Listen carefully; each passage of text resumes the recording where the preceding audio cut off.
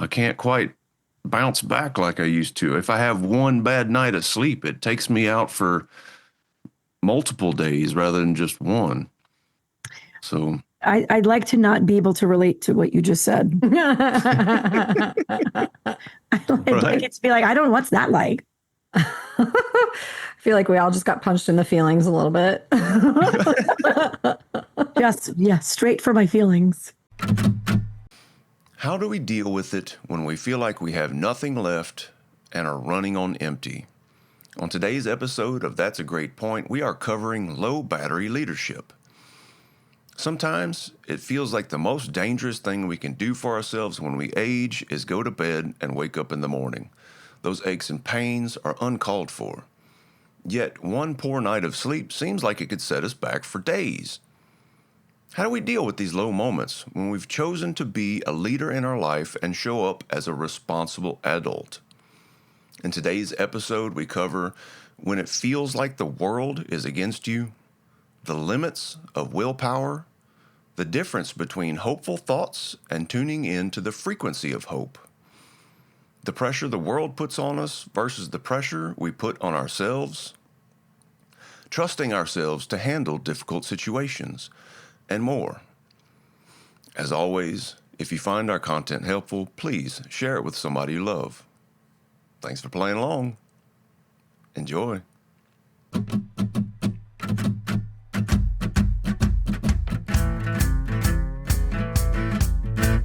Welcome to That's a Great Point, the attitude adjustment for your soul, where co-hosts Elena Doran, Michelle Albers, and Lee Smart discuss deep topics around a life well lived.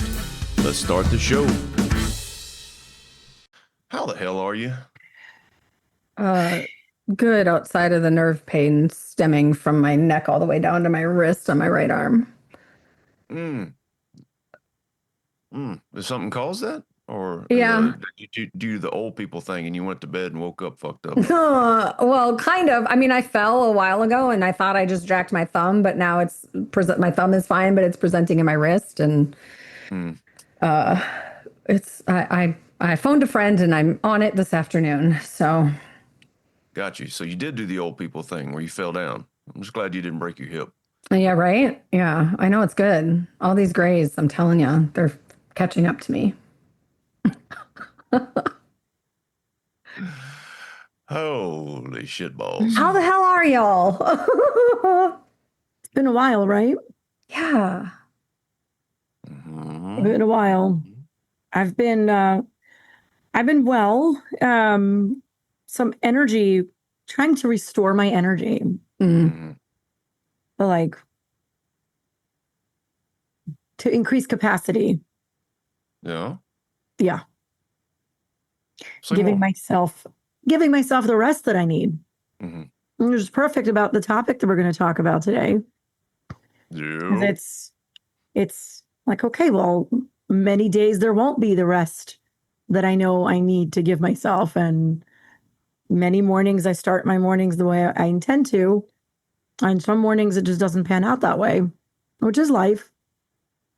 So I've noticed my energy level now versus, I don't know, different phases of my life where I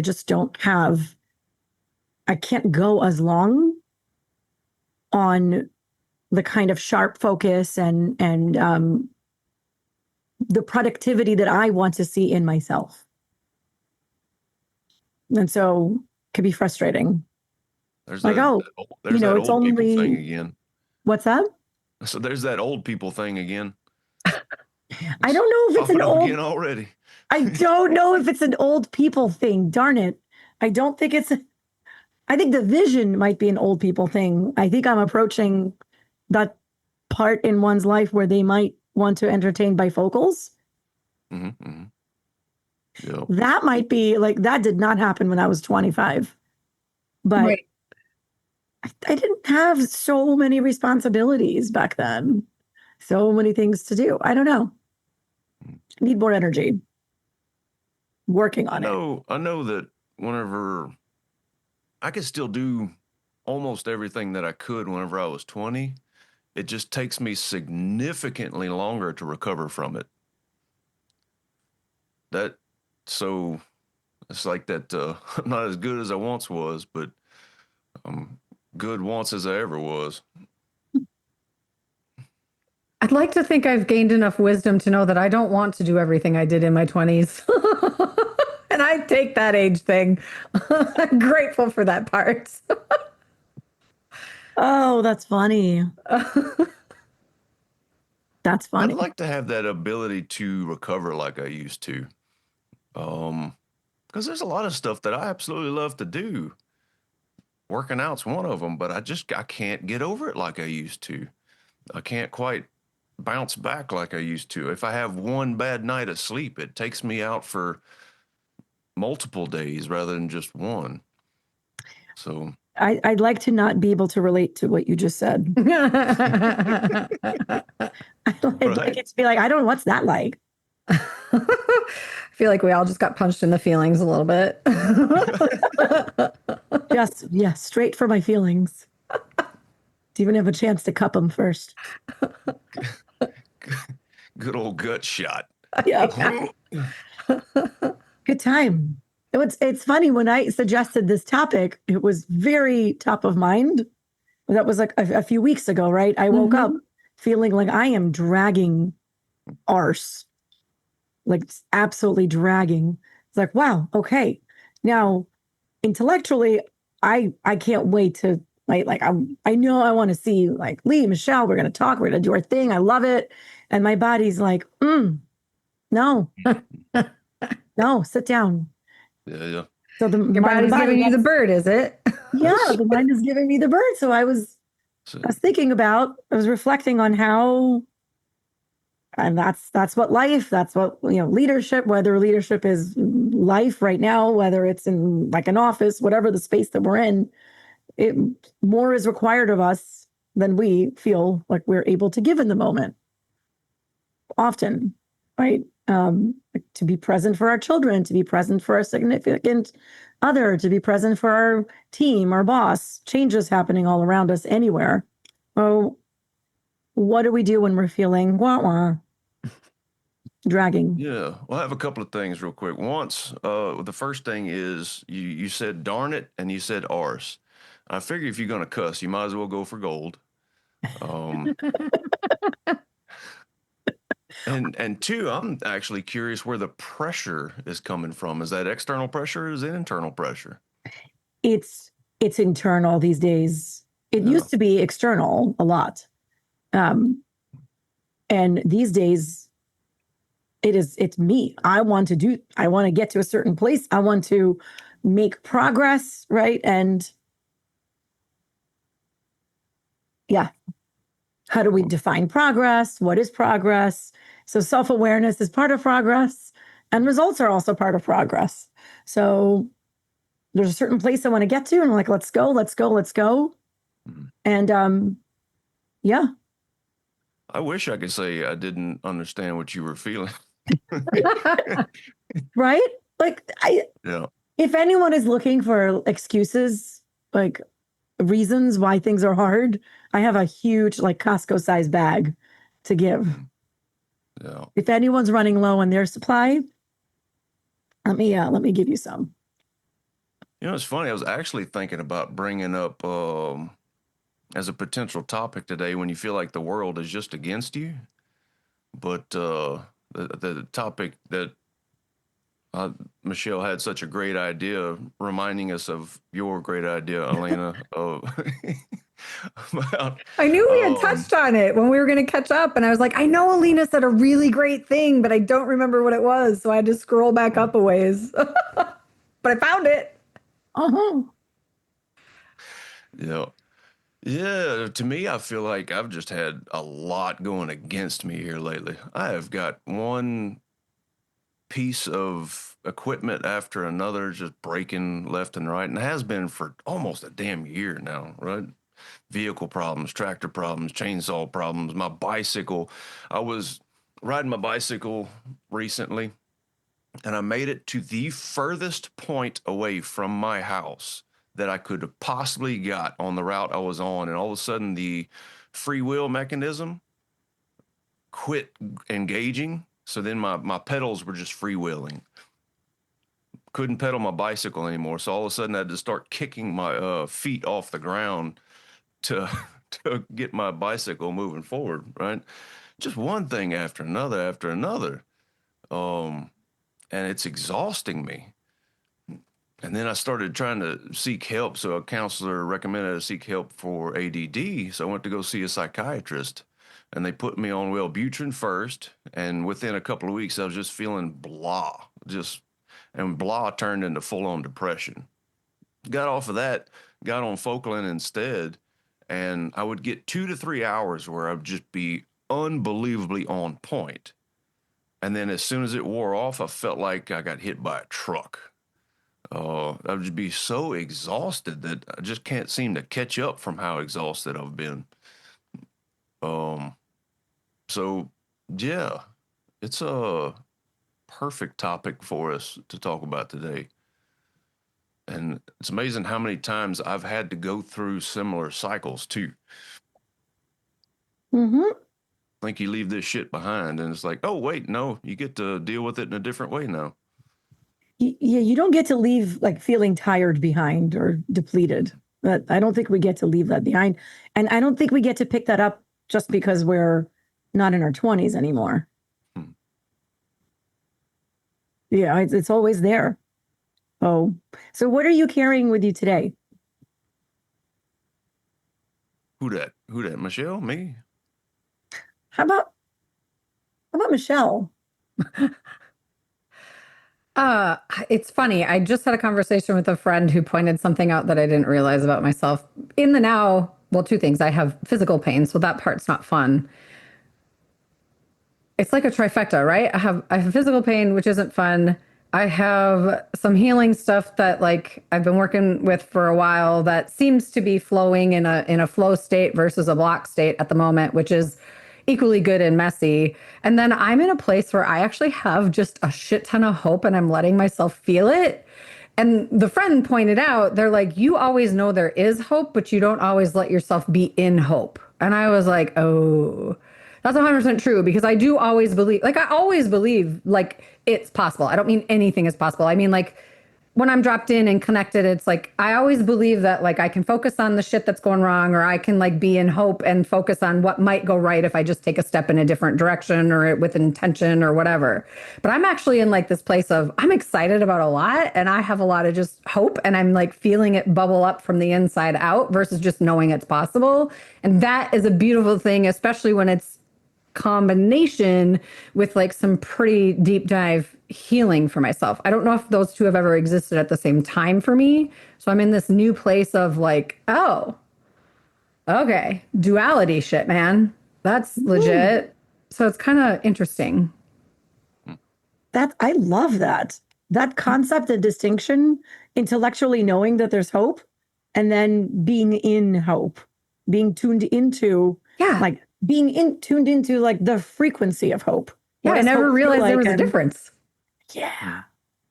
I'm like, I'm an optimist, but I'm also a realist. And I think it's that, but I'm also a realist that keeps me into the possibility of hope, but not the frequency of hope. I love that phrase, Alina.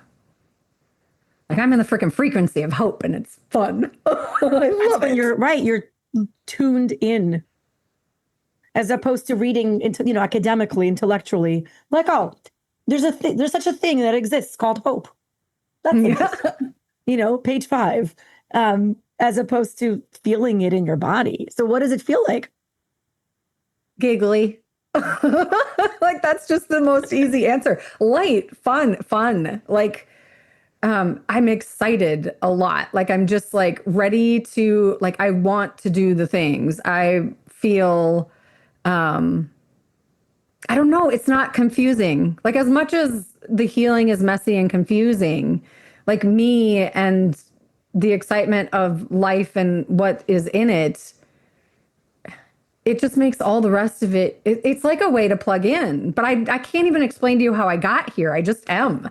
But I'm really trying to pay attention of like, am I just thinking about hope or am I in hope? Like, am I exuding hope?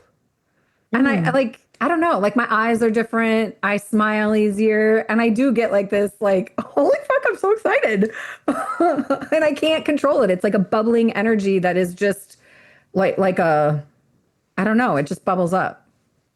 There's feels good. dots. Sorry, Lee. Did we just say something at the same time? No, I had something on Oh, my brain, but I was gonna wait for you.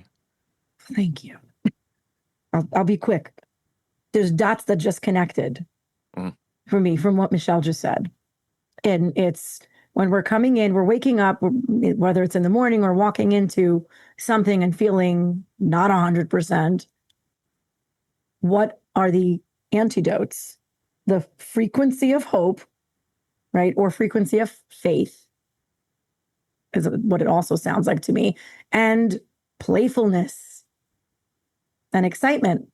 If we don't have the energy for excitement, just being open to playfulness and having that faith, isn't that a starting point, a wonderful starting point of how we're showing up when we're feeling wah wah.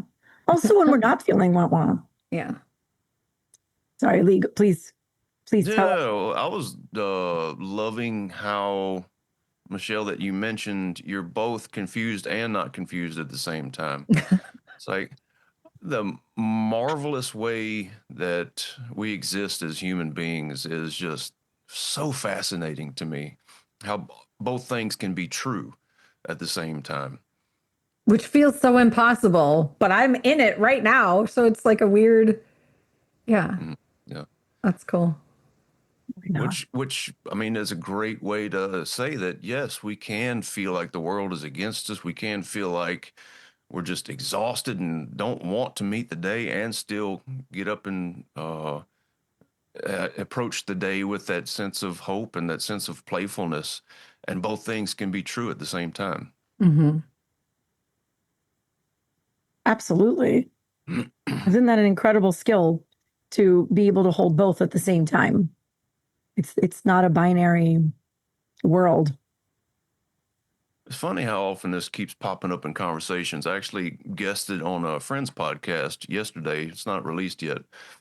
And starting to talk about what you mentioned a while ago, Alina, that intellectual knowing and the body knowing, and moving that intellectual from the head to the body and actually living it via whatever kind of energy we're exuding. It popped up yesterday, and that's oh man, it's that's actually part of what I'm going through lately. Is they're going through the leadership program. It's forcing. It's not forcing, but doing the work has managed to move a lot of what's up here in my head into my body, and it's really starting to dredge up a lot of things that I haven't wanted to deal with, that I haven't wanted to process. And it's like when we have really, really strong emotions, be it like grief is a great example, it's like, oh, I don't want that to be here. That can't be here. So we just figure out a way to turn it off in order to survive, in order to keep functioning right now in the moment. But it's still there.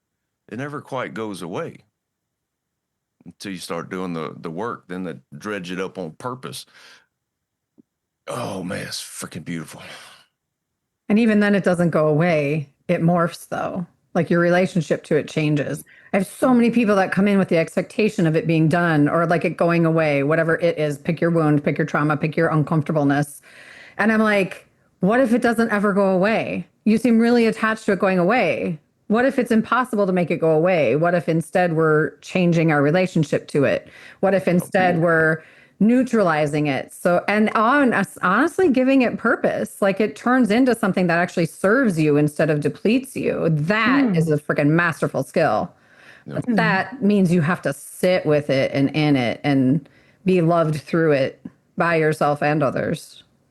I mean, it sounds like you're talking about parts work, right? Shadow work, parts work of looking at the different versions of ourselves or voices in our head that are present. Maybe it's fear, maybe it's shame, maybe it's grief, like we're talking about now. And one, realizing that it's there, there's this other character voice.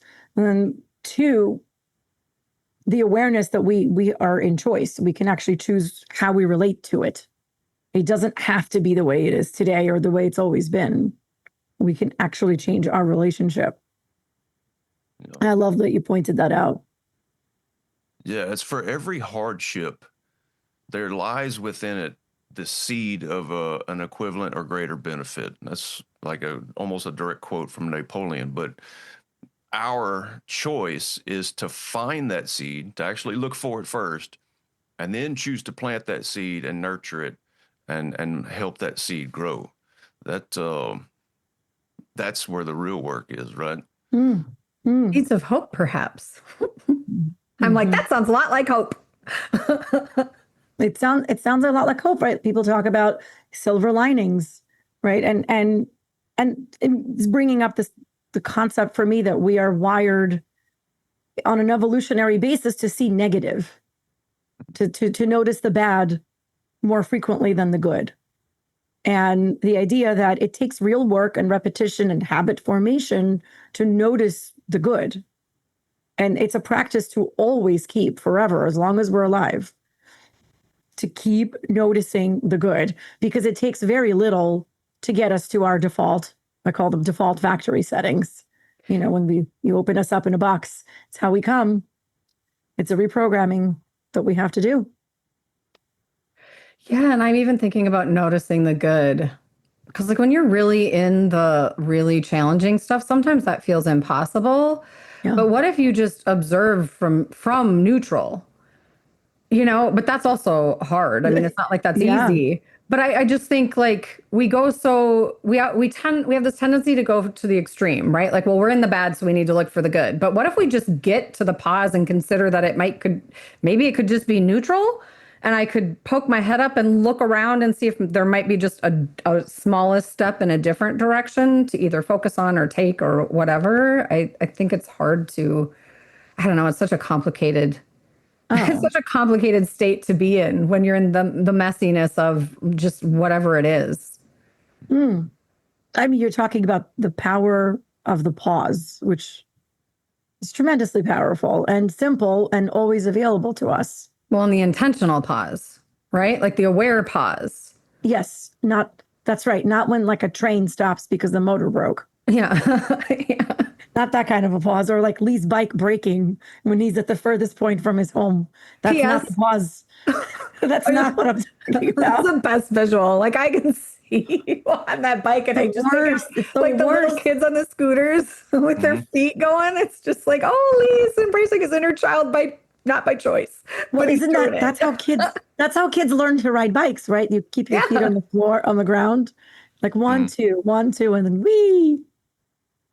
Yeah, but not we, not fun.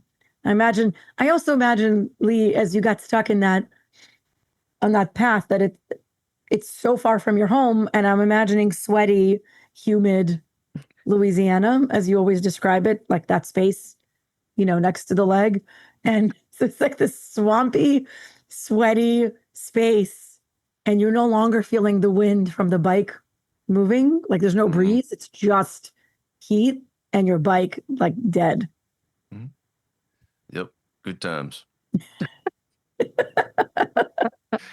Now you can It's, laugh about it. So, it's here's one. Sorry, what's the silver lining in that? What's the good? oh, it gave me the opportunity to try and reach out and ask for help, and then that was difficult for me because I had a choice. I could either turn around and go back, and the chances of me seeing somebody on the road were slim to none, or I could have continued on the path I was going, and the chances of seeing people were significantly greater. And the thought went through my head, I don't want anybody to see me flapping my feet on the ground trying to propel this bicycle forward. And I went, oh, wait, I can't get any help like that. So I'm going to increases my chances for getting help if I go the way that I was already planning on going. So it was like, oh, wait, look, my patterns are changing. So that was one of the silver linings was I realized in that moment my patterns were changing. I didn't need to be seen as having it all together. Um, so that was helpful. You know what's funny though is all this the I don't know, I turn of bad luck, how easy it is for me to try and take it personally. Like my ego is screaming at me like, yeah, you must be doing something wrong. Right. For all these things to be going wrong all at once. And um, so it's another way for me to go, you know what? I'm not that important. Why would I think that this is all about me and it's all like the world is out to get me? Why is that thought showing up? Right. Right. Like just you. Yeah. I'm It's not like that special. it's just you. Like all the billions of people, you're the one. Yeah. Well, those are fantastic learnings from a seemingly on surface, just plain old frustrating, hot, humid, annoying situation. That's huge learnings. You know what was really funny is there was a truck that passed by me. I stopped, got off my bike, and was waving at him. I had both hands over my head. He passed right by and just waved right back. So, oh man. How did the help come to you ultimately? I ended up flat footing it all the way home. It was about 4 miles, I think. So I did get a little help from Mother Nature in that I got lucky that the wind was at my back. So, Well, that's even deeper learning. You reached out for help and didn't get it from the places you were hoping to, from the people. Yep.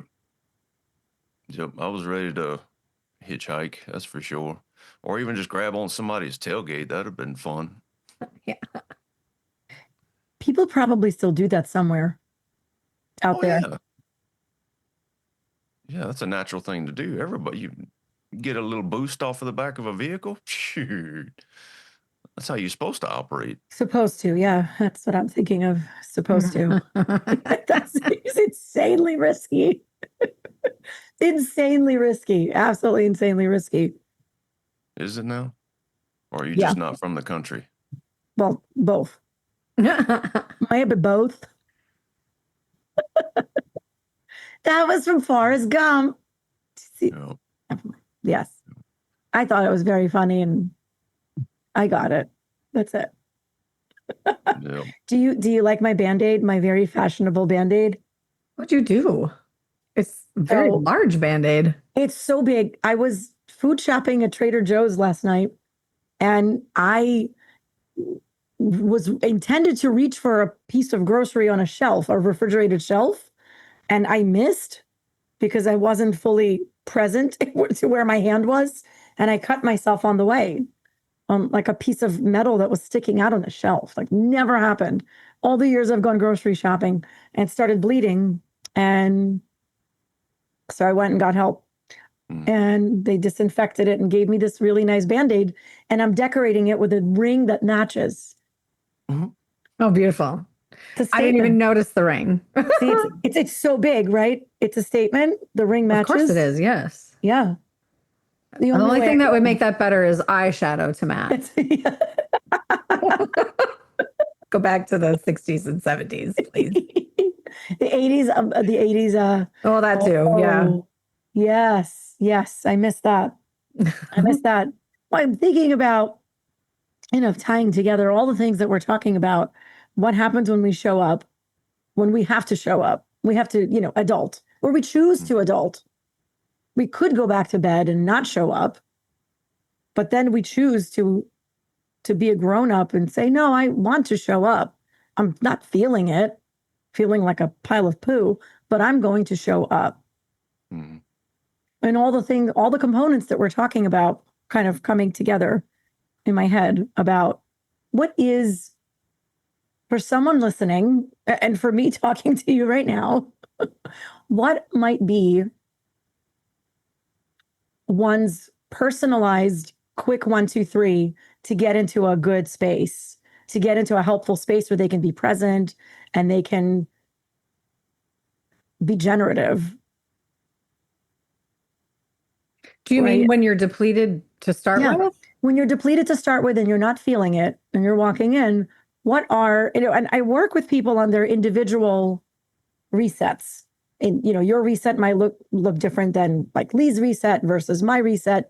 Really quick, kind of under the table, nobody else will know that you're doing it but you, kind of techniques that will help you tune back into, come back to yourself. And I think that might be a solid starting point, is come back to yourself to then engage with others. That might be one. Another one that just popped up. But like, I'm thinking about an amalgamation of all the things that we're talking about that's helped us to be present. Context matters. There's a lot of different things that I can do that will help. Like, if I'm really, really struggling, there's almost nothing better for me than exercise. Most of the time. Sometimes I can go in and work out and feel significantly worse afterwards. That's how I know I'm really bad off. But, exercise helps quite a bit. Even if, or like quick 1, 2, 3, that most of the time that's just getting in touch with what's here right now. Like, what am I feeling? What am I smelling? What am I hearing? What am I seeing? And then a few deep breaths, reboot the nervous system with some good deep breathing. I had something else flit through my mind just a second ago and lost it. Getting clear on what are our intentions. Like, what are my intentions for how I want to show up in this particular moment? Who do I want to be? And how I'm acting matching who I want to be overall?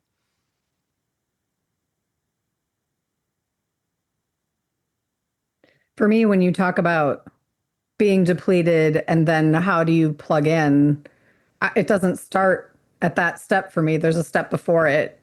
I have to ask what I need, and I have to be willing to answer that honestly. And if I can't, I have checks and balances, meaning I have people that I can ask. It just happened not that long ago. I was supposed to teach a class. Well, it was a while ago. I didn't have much of a voice and I was coughing like crazy, but I really didn't want to cancel the class. And I leaned into my marketing guru and I said, I just am really feeling like I want to teach this class, but I feel like crap and I don't have a voice and I'm coughing like crazy and I can probably drink tea and have cough drops in my mouth and make it happen, but I want your feedback. And she's like, that's not an enjoyable experience for anyone. Reschedule the damn class. And I was like, thank you for thank you for taking me out of my doing mode and into my caring mode, because I was ready to just go teach the damn class. And she was just like, why would you do that? Like, that's not enjoyable. And I never even considered that, like, me being under the weather and coughing and not having much of a voice would be a less than desirable for the people in the class. And so I really have to be willing to be accurate and honest with myself and be willing to ask myself, where am I really at? How bad is it? I think absolutely. I think for me, that the term I use for me is the coming back to myself, right? When instead of looking at external circumstances, the calendar, the schedule, the preset goals or preset targets, whatever they are, it's come back inward and a quick scan. What's happening inside me here too, in the head, right? In the mind. What is the mind thinking? What is the body feeling? What is my instinct telling me? There's a voice there, right? Like I shifted my schedule, a commitment last week that I didn't want to, but I knew that it wasn't the place where I would be in integrity. It wasn't a place that I would serve, much like similarly to what you're talking about, serving in the class that you really wanted to teach. If you're croaking like a frog, people's experience might be impacted by it. And I in that moment, maybe it was a couple of weeks ago, I was overpeopled. Came a moment when I just peopled too hard, and I've loved all my peopling experiences, but I was just overpeopled. Like, it was too much, and I knew that I was depleted, and I knew that I was yearning to have a reset. And my ego didn't want me to, my mind didn't want me to, and the rest of me knew that it was the right thing to do. So I consulted with different parts of myself and said, fine, I don't like it, but it's the right thing. Yeah. Yeah. Inward. In every time. It's always inward. Present. What's here right now? What do I want? I think it's helpful to describe that specifically, like what, because I think when you say come back to yourself, some people have never been to themselves. Yes. So they need like more words, more explanation, more description. It's like what you just said is so helpful. There's so much more to say about it. I mean, the three of us know when we say to be reintroduced to ourselves is a very powerful concept, and like chapters can be written on it, and maybe will be. What does it mean to be reintroduced to ourselves? And like you, very much like you said, Michelle, many people never do. They don't even know that that's a thing. They're just operating in their body, and that's that. What else is there? Not everyone has the luxury to pause and look. Or maybe they do it, but they just don't realize that's what they're doing, what they are doing. And if they had that awareness, it would look different and it could be more layered and helpful. Maybe there isn't a name in maybe popular culture to what that is. When we pause and reflect and see what's inside. What does our rest, what does our recovery need for the sake of our resilience? What do we need right now? What's true for us? What do we want to be true, and what's actually true? Yeah. What you just said reminded me so much of whenever I was trying to quit drinking. And the what I would do on a regular basis was I would go to work, I would work myself into oblivion. I would go home, and habit was just to pull into the gas station, buy a 6-pack, pop it open, head on home, finish my drive while drinking. And when I decided to quit, I tried to force myself. I'm gonna use willpower, and I'm gonna pass by that gas station. And I continuously found myself driving out of that gas station, popping a top. So instead of trying to white knuckle it, instead of trying to force myself, I started to ask myself, what do I need?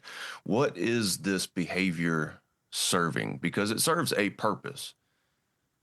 And it was just because I was so depleted and wired from just caffeine all day, just constantly on, putting out emergencies all day long. I was so depleted. I was just looking for a way to calm my nervous system down. And whenever I asked myself what I needed in that moment, it was a couple of things. I needed to train my employees to do better at taking over their roles in the company, and me not have to constantly put out fires all the time. That was something I could not do anymore, was continuously be the savior. And number two was I was just depleted. So I ended up having a snack around 3 or 4 o'clock. And there's those things, plus a few other minor things that I started to do. All of a sudden, I didn't feel like I needed to have those drinks anymore on the way home.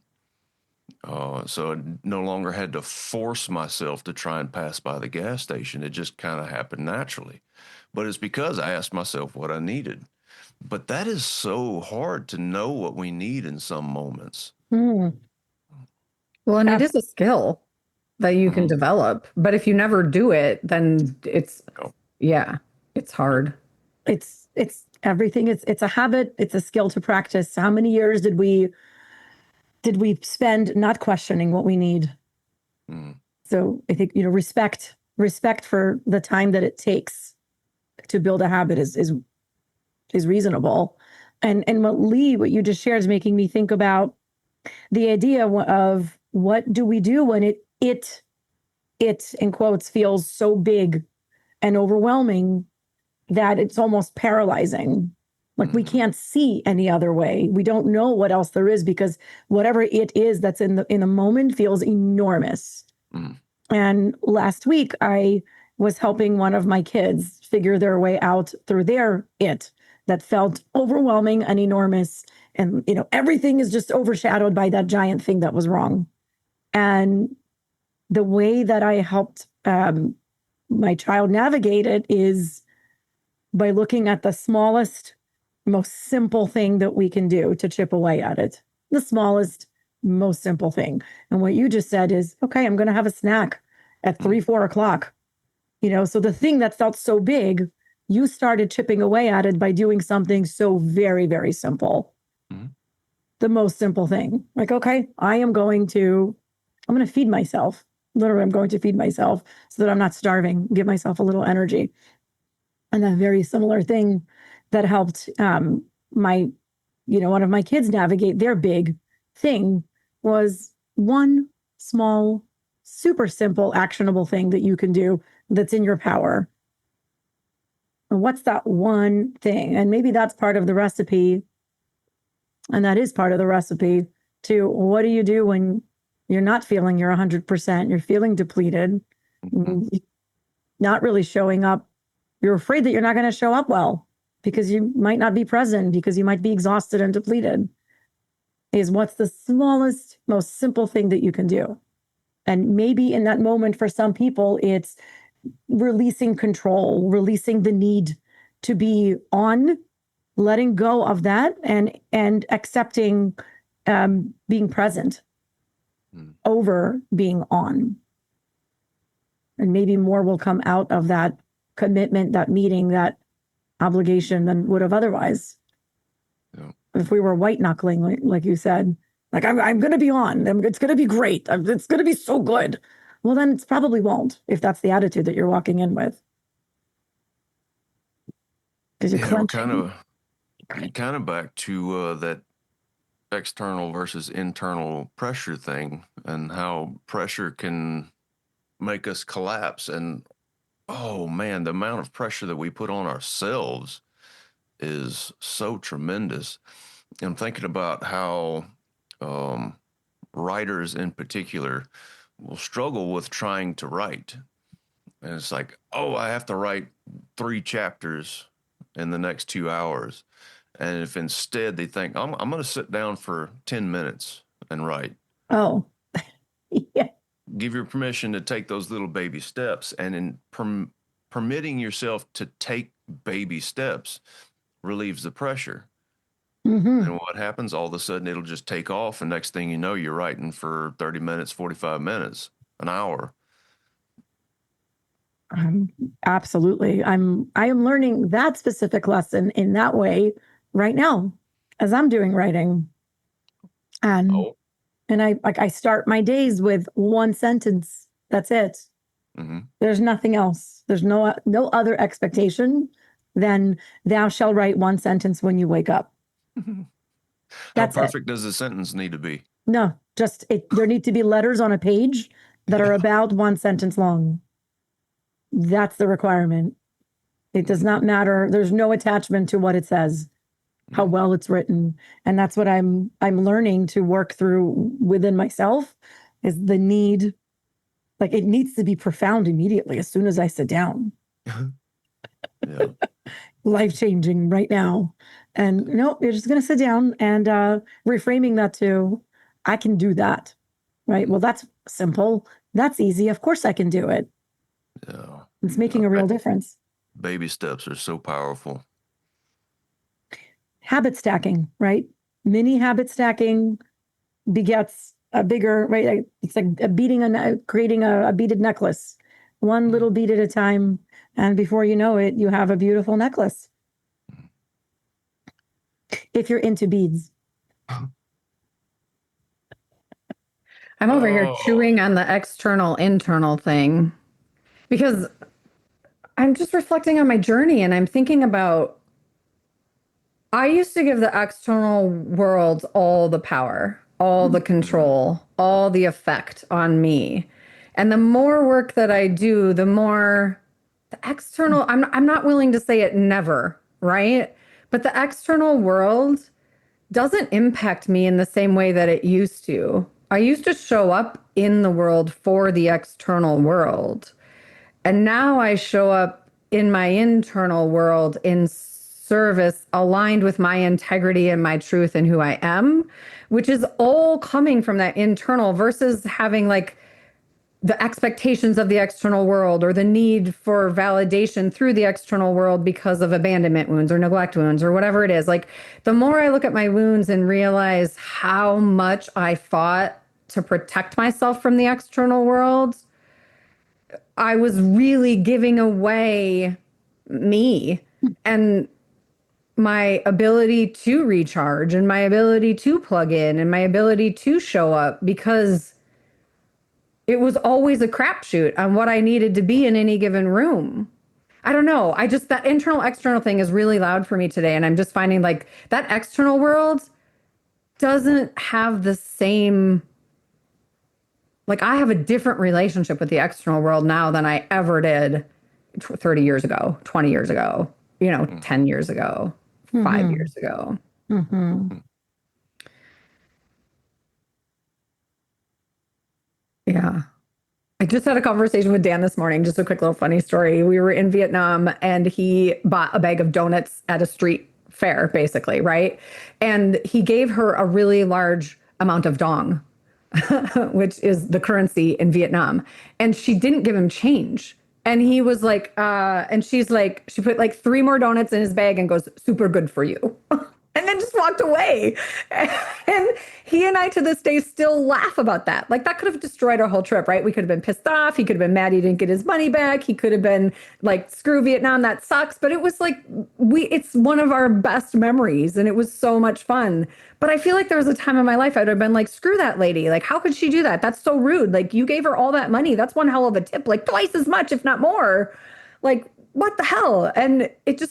And he just was like, and I couldn't eat them. So I was like, look at that, dude. You got even more, like super good for you. So every time he would get anything, I'd be like, super good for you. Like, we still do it. Like, could have been like a whole different time in my life. I would have been absolutely like appalled by that. And it's like this fun, amazing story that's like, you know what, in the grand scheme of things, whatevs, man. Did it really hurt anything? It did not. Yeah. And those are the indicators of doing work on yourself, right? It becomes your new default setting, provided that you continue to practice those practices. Yeah. And to be fair, had he not responded that way, I don't know. I would have jumped in, like, right? I would have been the chameleon and jumped in wherever he was. Right. But he responded in such a beautiful way that it turned it into this beautiful memory that still plays out Made it to this easier. day. Right. Yeah. It made it easier. Yeah.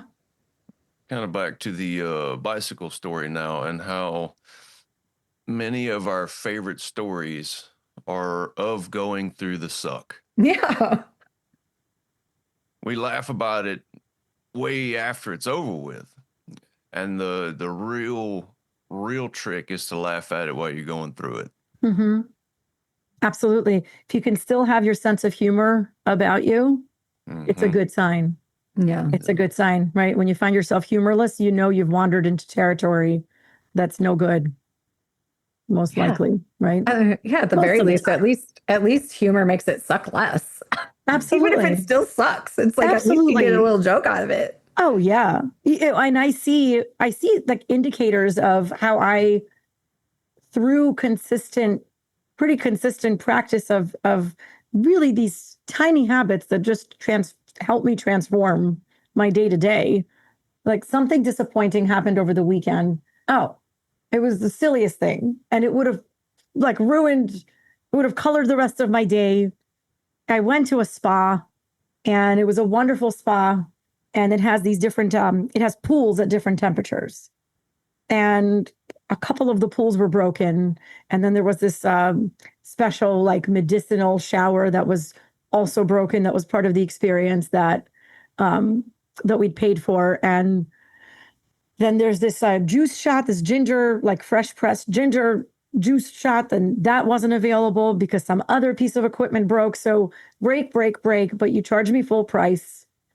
And in a different time in my life, not that long ago, I would have let that change the whole mood, change how I am, directly impact my ability to enjoy myself. And that would have been that.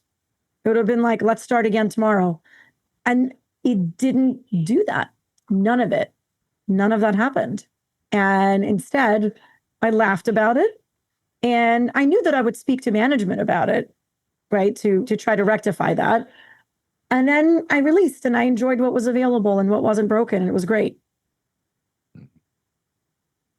I love how a luxury once obtained becomes a necessity.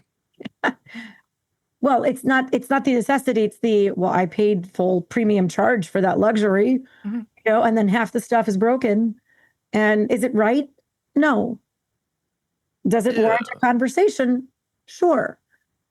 But before that conversation would have been, I would have been planning in my head, plotting out the conversation and talking about it the whole time and talking about it while I'm in the experiences, even in the parts that work and I'm enjoying. And none of that happened. None of that.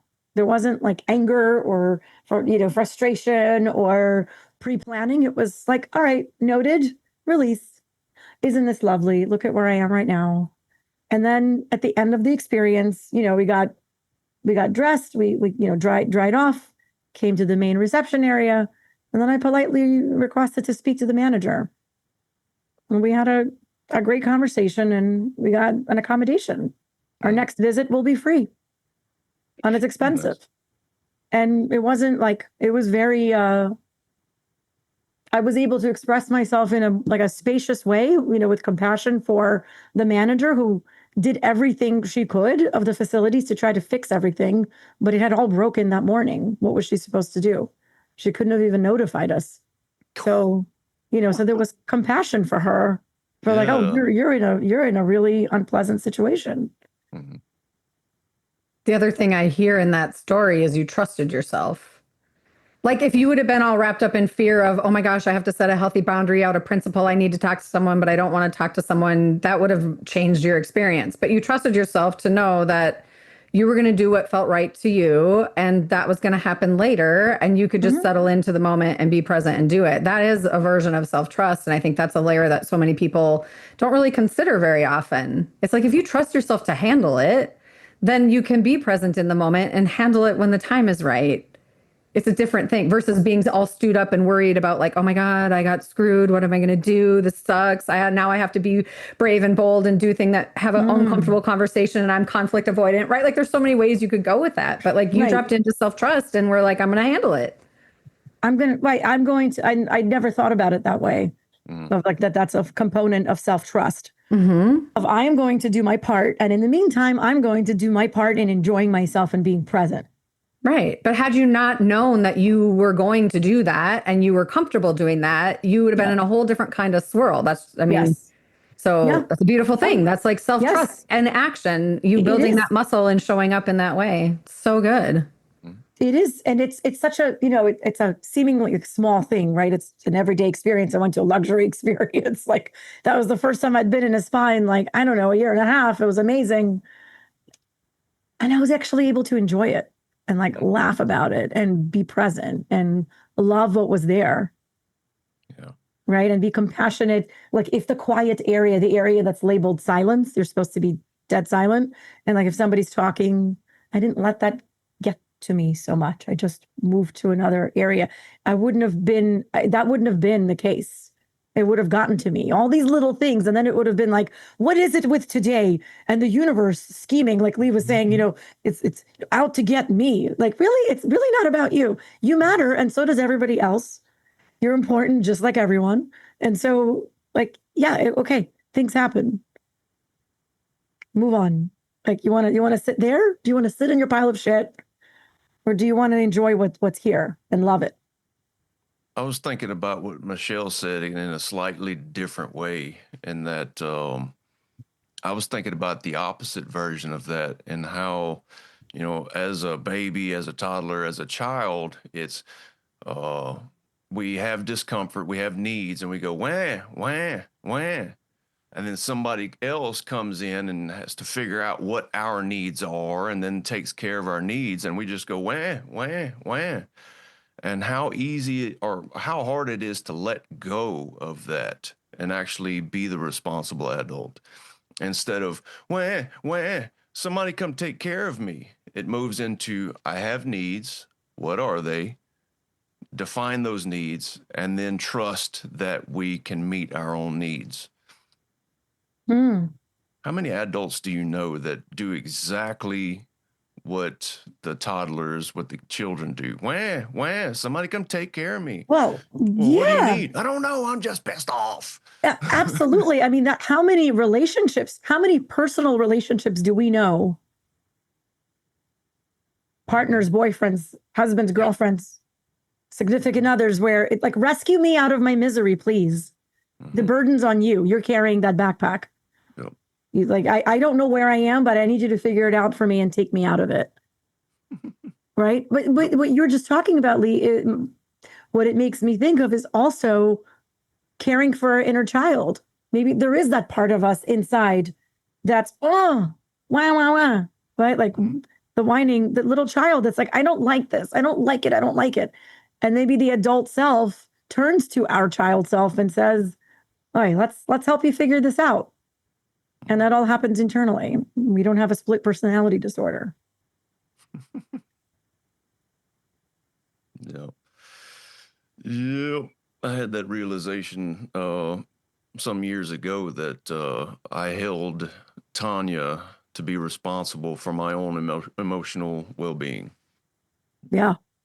I was off, and I expected her to help me figure out what was wrong, and I expected her to be the one to try and help me fix it. And that's I can't believe I did that. She must have loved it. Yeah. Yeah, she loved it whenever I realized it and decided to not do that. Sure. Still, it's hard to not do that because it's an ingrained habit. Right. Yeah. And you're aware of it, and it pops up because you're human, and it sounds like you notice it when it happens. And what a difference. What a difference just that noticing alone makes. So we don't have to be perfect every time and not do those unhelpful childish things. It's the fact that we know, the fact that we're even open to noticing, kudos to everyone that does. And when we notice it and choose to do something about it, how amazing is that? Or doing it in awareness. That's something to celebrate. I would have never said that years ago, ever. Oh my God, I would have, if I heard somebody say that, I would have rolled my eyes or thrown up in a bucket. Like, oh, you're so full of shit.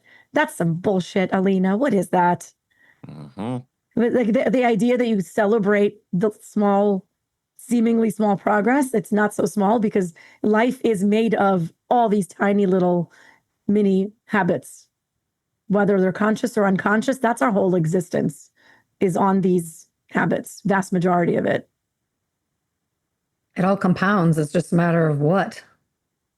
Right. Right. Beautiful. Sweet. I feel like that was a pretty good little bow on this here conversation. Yeah. Wrap her up. Shiny bow. Agreed. Yeah? Sweet. Yeah. Yes, sir. Okay, love you. Bye-bye. Love you. Bye.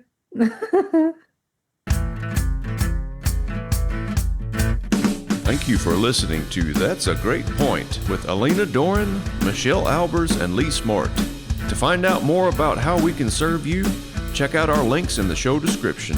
Thanks for playing along.